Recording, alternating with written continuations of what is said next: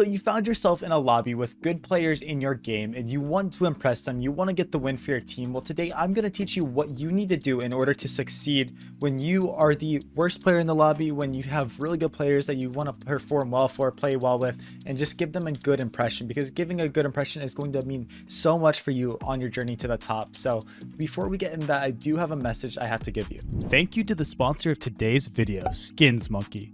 They are one of the greatest and easiest to use CS2 trading sites out there. You can swap out the skins you do not like for brand new ones that are so much more fresh. Even skins that are trade locked can be secured by adding them to your backpack. The greatest thing about the site is that you can buy skins for so much cheaper with a 35% deposit bonus when you use my code CoJo. Make sure to check out the freebie section where you can get a free skin just by completing tasks. On top of the bonuses, you also get a $5 bonus when clicking the link in the description. So when you are the worst player in the lobby, say you're level 7 on Faceit and you get into a lobby with ECL players or FPL players that are extremely good, the last thing that you want to do is be a liability for the team and make it so that you are the reason you lose the game, right? When you get in these lobbies, the first thing I want you to understand is you are not the win condition, right? You are not supposed to be the one fragging out. You are not supposed to be the one at the top of the scoreboard. If you end up there, great, we take it. But your job for the team is not to frag, and that should not be your priority. The first mistake I see so many people making is trying to be that fragger when they don't need to be. They're throwing the game. They're just not, taking the fights that they should be taking, and they are losing the site, right? For those of you guys that are playing B, you're going to be playing anchor roles a lot, and that's good. That's fine.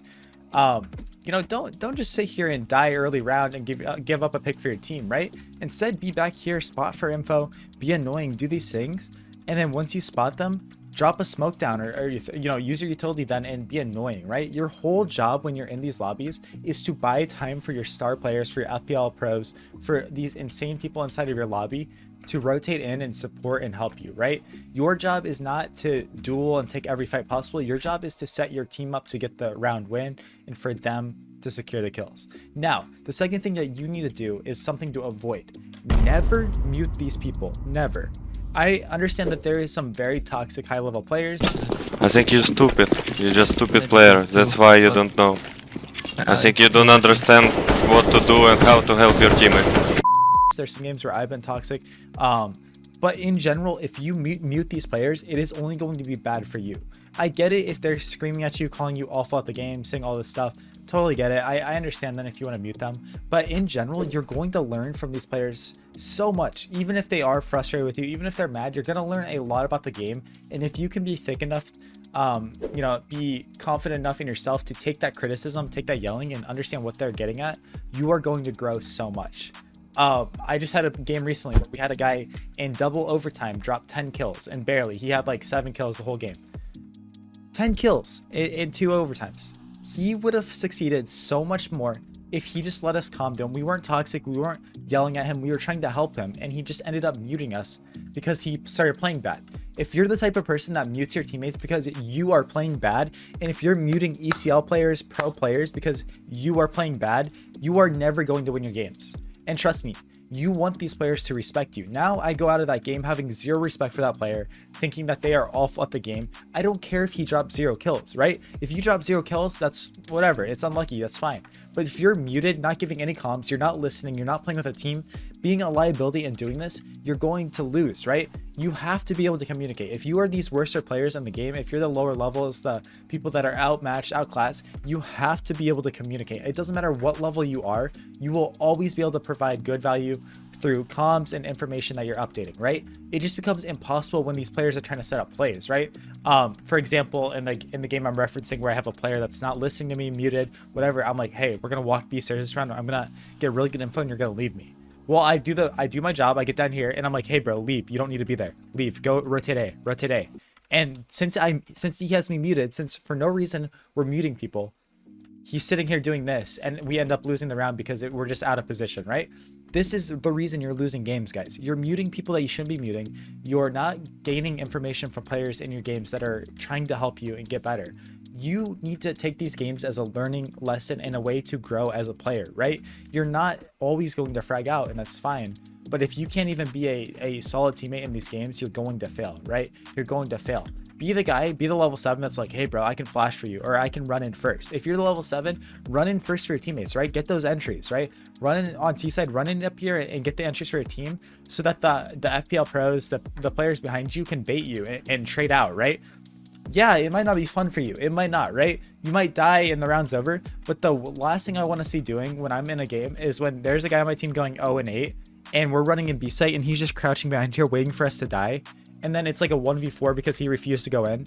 And I'm sitting here watching a level 6 go like this. Like, just sit here like, dude, I want to rip my eyeballs out when I see that. So if you guys want to provide value, do the dirty jobs. Do the roles that you don't want.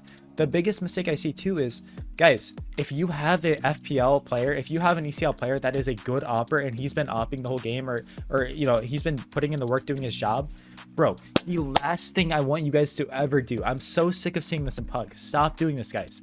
Stop buying ops, stop buying scouts when you already have a player that is destroying with that gun. If you have a high level player already opping, destroying, this is not your game to op. If I am in a match and I have OC on my team and OC is opping, handling it, doing everything, the last thing I am going to do is pick up an op and start trying to take over his job and do his roles. All you're going to do is tilt that player. All you're going to do is make them uncomfortable, push them out of the spots they want to play. And just overall, it's going to be so bad for your team's environment, both through your money, you're losing money, you know, mentally, just everything about it is just so bad, guys.